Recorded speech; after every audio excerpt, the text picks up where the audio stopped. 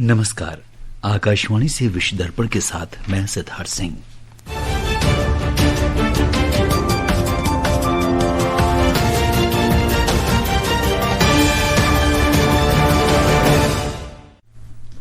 नई दिल्ली में अमेरिका के मनोनीत राजदूत सर्जियो गोर ने कहा, भारत और अमेरिका संबंध विश्व में विशेष रूप से महत्वपूर्ण। ब्राजील के सर्वोच्च न्यायालय ने तख्तापलट की साजिश के मामले में पूर्व राष्ट्रपति जायर बोल्सोनारो को 27 वर्ष कारावास की सजा सुनाई। अमेरिका के राष्ट्रपति डोनाल्ड ट्रंप ने किर्की हत्या के लिए कट्टरपंथी वामपंथियों को जिम्मेदार ठहराया। राजनीतिक प्रतिद्वंदियों के खिलाफ जवाबी कार्रवाई की चेतावनी दी। और एशिया कप क्रिकेट प्रतियोगिता में बांग्लादेश ने अपने अभियान की शुरुआत हांगकांग को 7 विकेट से हराकर की। अब समाचार विस्तार से। अमेरिका में भारतीय राजदूत सर्जियो गोर ने कहा है कि भारत और अमेरिका के रिश्ते दुनिया भर में महत्वपूर्ण रिश्तों में से एक हैं। सीनेट में अपनी नियुक्ति के दौरान गोर ने भारत को एक रणनीतिक साझेदार बताया। उन्होंने कहा कि भारत की भौगोलिक स्थिति, आर्थिक विकास और सैन्य क्षमताएं साझा सुरक्षा हितों को आगे बढ़ाने में महत्वपूर्ण हैं।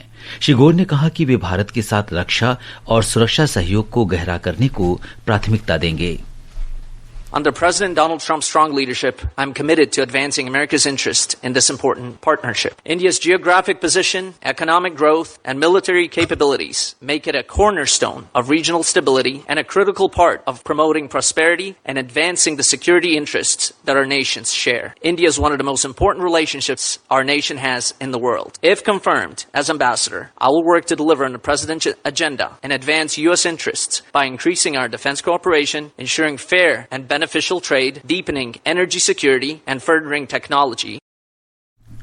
अमेरिका के मनोनीत राजदूत सर्जियो गोर ने कहा कि भारत और अमेरिका के रिश्ते दुनिया भर में महत्वपूर्ण रिश्तों में से एक हैं। अमेरिका में भारतीय राजदूत विनय क्वात्रा ने गोर के नामांकन का स्वागत करते हुए कहा कि राष्ट्रपति ट्रंप अपने सबसे भरोसेमंद सहयोगियों में से एक को भारत में अगले राजदूत के रूप में भेज रहे हैं। 22 अगस्त को राष्ट्रपति डोनाल्ड ट्रंप ने अपने करीबी सहयोगियों सर्जियो गोर को भारत में देश का अगला राजदूत नियुक्त करने की घोषणा की थी। प्रधानमंत्री नरेंद्र मोदी ने कहा है कि मॉरिशस के प्रधानमंत्री डॉक्टर नवीन चंद्र रामगुलाम की काशी यात्रा इस शहर के सांस्कृतिक महत्व और भारत तथा मॉरिशस के बीच मजबूत सांस्कृतिक संबंधों को देखते हुए और भी खास हो गई है। एक सोशल मीडिया पोस्ट में श्री मोदी ने कहा कि उन्होंने परस्पर सहयोग के सभी पहलुओं की समीक्षा की और क्षेत्रीय तथा वैश्विक मुद्दों पर चर्चा की। प्रधानमंत्री ने कहा कि वो बुनियादी ढांचे, स्वास्थ्य सेवा, डिजिटल तकनीक, ऊर्जा, समुद्री सुरक्षा आदि क्षेत्रों में सहयोग को और गहरा करने पर भी सहमत हुए। नेपाल में अंतरिम सरकार के प्रधानमंत्री की नियुक्ति के लिए युवा प्रतिनिधियों, नेपाल के सेना प्रमुख आशिक राज सिंहदेल और राष्ट्रपति रामचंद्र पौडेल के बीच बातचीत कल भी जारी रही।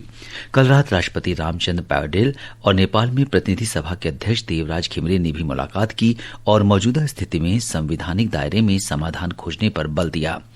बातचीत में संसद भंग करने या न करने पर आम सहमति नहीं बन सकी। काठमांडू, ललितपुर और भक्तपुर जिलों में सुबह 11 बजे तक निषेधाज्ञा जारी की गई है। कर्फ्यू आज शाम 7 बजे से शाम तक जारी रहेगा। ब्राजील के पूर्व राष्ट्रपति जेयर बोल्सोनारो की सैन्य तख्तापलट की साजिश और देश में लोकतंत्र को नष्ट करने की कोशिश के आरोप में 27 वर्ष से अधिक के कारावास की सजा सुनाई गई है। ब्राजील के सर्वोच्च न्यायालय ने कहा है कि 2018 में राष्ट्रपति चुने गए बोल्सोनारो 2022 का चुनाव हारने के बाद जबरन सत्ता पर काबिज रहने की कोशिश करने के दोषी हैं। सजा के अनुसार बोल्सोनारो के अपराधों में तख्तापलट और ब्राजील के लोकतंत्र को खत्म करने के प्रयास शामिल हैं। विश्व दर्पण समाचार आकाशवाणी से प्रसारित किए जा रहे हैं। ताजा समाचार जानने के लिए आप हमारे social media handle @AIR news Hindi को फॉलो कर सकते हैं। विश्व दर्पण में आपका फिर स्वागत है। सीवी राधाकृष्णन ने आज भारत के 15वें उपराष्ट्रपति के रूप में शपथ ली। राष्ट्रपति द्रौपदी मुर्मू ने उन्हें शपथ दिलाई। एक रिपोर्ट। 4 मई 1957 को तमिलनाडु के तिरुपुर में जन्मे श्री राधाकृष्णन ने बिजनेस एडमिनिस्ट्रेशन में स्नातक की डिग्री हासिल की है। आरएसएस स्वयंसेवक के रूप में शुरुआत करते हुए 1974 में भारतीय जनसंघ की राज्य कार्यकारी समिति के सदस्य बने। फरवरी 2023 में श्री राधाकृष्णन को झारखंड का राज्यपाल नियुक्त किया गया। श्री राधाकृष्णन ने तेलंगाना के राज्यपाल और पुडुचेरी के उपराज्यपाल के रूप में भी कार्य किया है। भारत के उपराष्ट्रपति चुने जाने से पहले श्री श्री राधाकृष्णन महाराष्ट्र के राज्यपाल के रूप में कार्यरत थे। अनुपम मिश्र, आकाशवाणी समाचार, दिल्ली। यूटा पुलिस ने अमेरिका के राष्ट्रपति डोनाल्ड ट्रंप के सहयोगी चार्ली किर्क की हत्या में संदिग्ध व्यक्ति की और तस्वीरें जारी की हैं। किर्क यूटा वैली विश्वविद्यालय में कार्यक्रम के दौरान हमलावर ने उन पर गोली चलाई, जिससे उनकी गर्दन में गंभीर चोट आई। एक रिपोर्ट।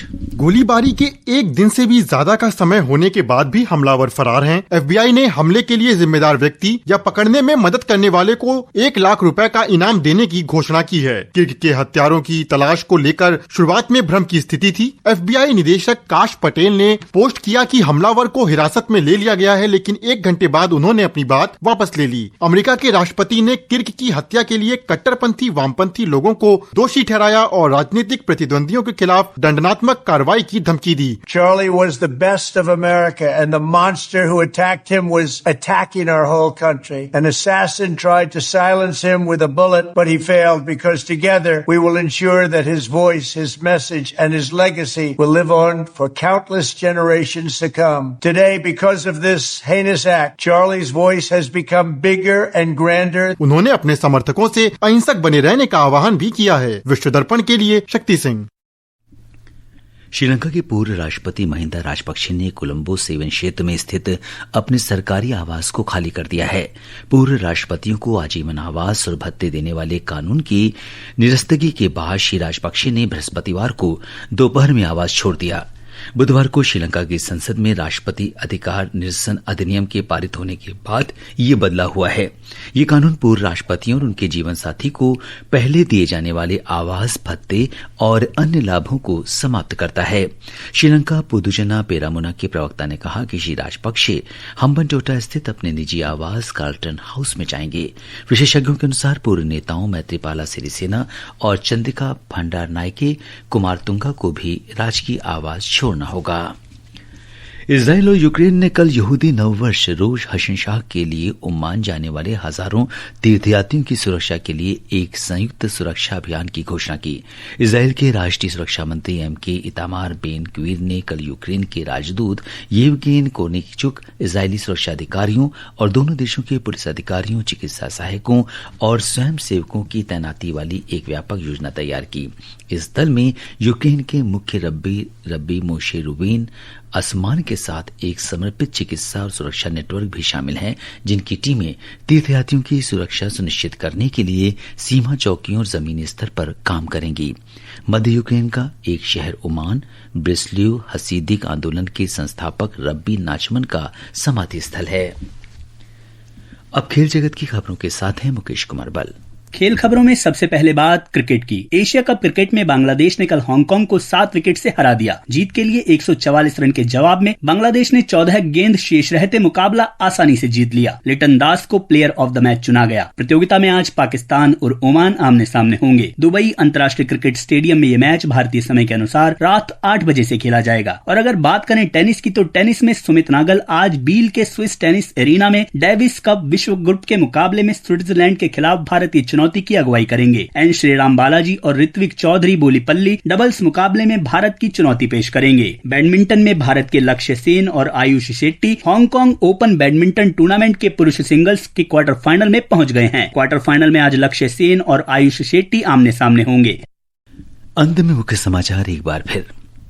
नई दिल्ली में अमेरिका के मनोनीत राजदूत सर्जियो गोर ने कहा, भारत और अमेरिका संबंध विश्व में विशेष रूप से महत्वपूर्ण। ब्राजील के सर्वोच्च न्यायालय ने तख्तापलट की साजिश के मामले में पूर्व राष्ट्रपति जायर बोल्सोनारो को 27 वर्ष कारावास की सजा सुनाई। अमेरिका के राष्ट्रपति डोनाल्ड ट्रंप ने किर्क की हत्या के लिए कट्टरपंथी वामपंथियों को जिम्मेदार ठहराया। राजनीतिक प्रतिद्वंदियों के खिलाफ जवाबी कार्रवाई की दी चेतावनी। और एशिया कप क्रिकेट प्रतियोगिता में बांग्लादेश ने अपने अभियान की शुरुआत हांगकांग को 7 विकेट से हराकर की।